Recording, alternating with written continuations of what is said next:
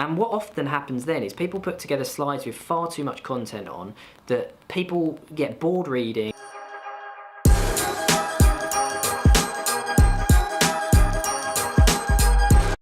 Hey guys, and welcome back to another business vlog. My name is Alistair, and for the last 17 years I've been running my own business, this business, straight out of university.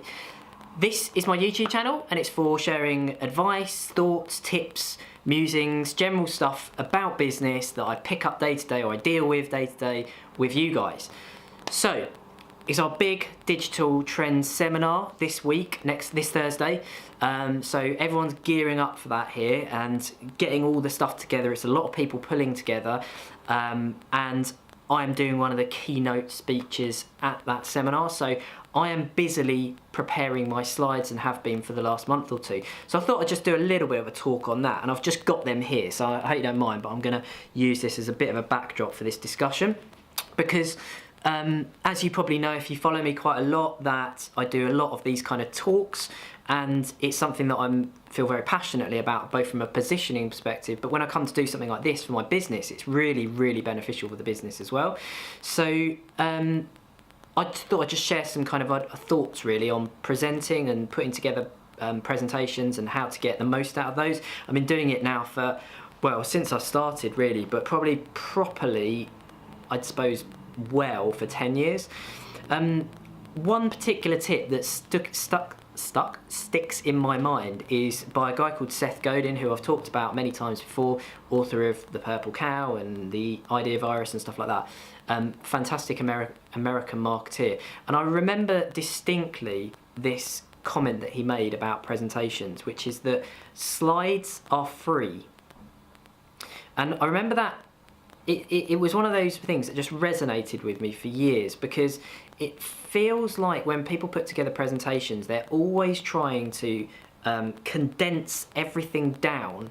And what often happens then is people put together slides with far too much content on that people get bored reading. It's just horrible to sit there and be in the audience for that sort of stuff.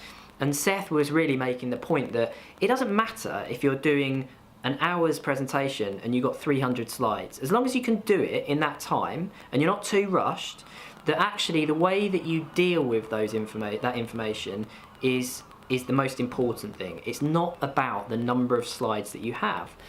And so my approach to kind of building my presentations has been to go with far less information per slide, but have far more slides where I feel it's important.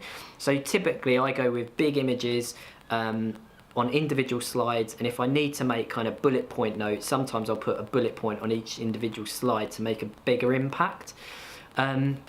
Secondly, animation. God, death by PowerPoint is probably come about because of this. There's no reason to have animation in your presentations. It really looks pretty crass. The only animation I will ever use in a presentation will be to bring bullet points in order if that's what I need to do.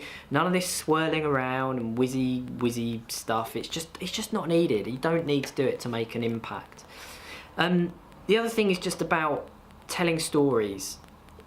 Presentations are better if you are telling a story. That's where it will resonate more with your audience. So telling stories is a really important kind of, not tactic, it's an important sort of thing to learn, have in your armoury really, because if you can have a backdrop of a picture and then talk through a story, it's going to really resonate with the audience, as opposed to standing there and just reading off a slide, which just anyone can do. Any of the audience can do that. It's really, really not that interesting.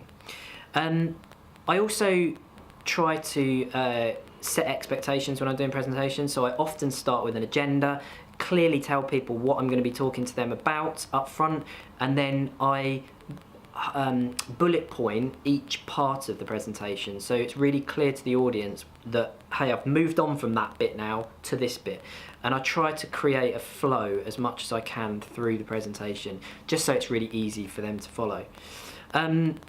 The other thing that I learned from a guy called Andy Bounds, who's a communications expert, is that most people finish their presentations with any questions slide or something like that.